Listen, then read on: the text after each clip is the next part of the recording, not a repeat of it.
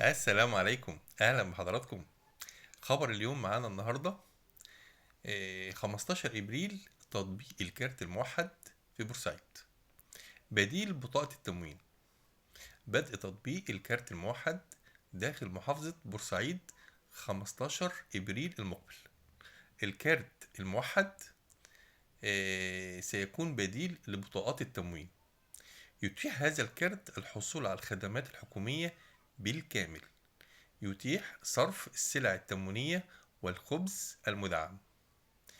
يتيح الخدمات الصحية عبر التأمين الصحي الشامل. يتيح مدفوعات إلكترونية لخدمات أخرى. في حال فقدان هذا الكارت أو التلف يستخرج